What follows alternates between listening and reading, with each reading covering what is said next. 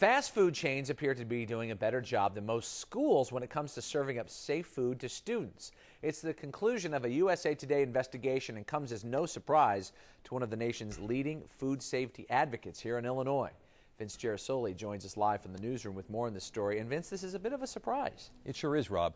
There's an important difference to note here, however. We're not talking simply about healthy. Grilled chicken or a burger with no bun fit that bill.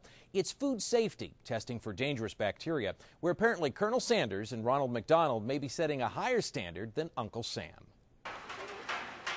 Regardless of what's served up at school, you might think students flocking to nearby fast food restaurants weren't making the best of choices. What'd you have for lunch today? I had a double cheeseburger, some fries. 2 double stacks from Wendys here. 2 slices of meat and cheese.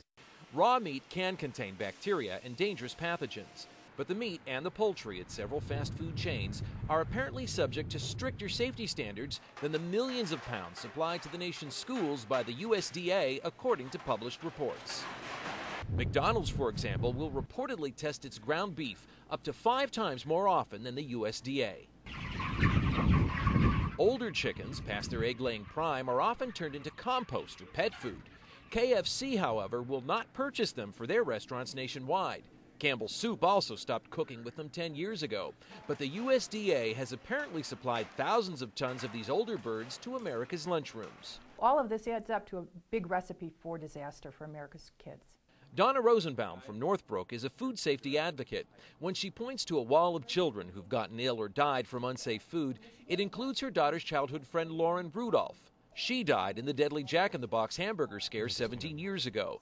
The chain has since beefed up food inspection, and the competition in the world of fast food has followed. They really set the standard for the industry and have some of the highest standards out there right now.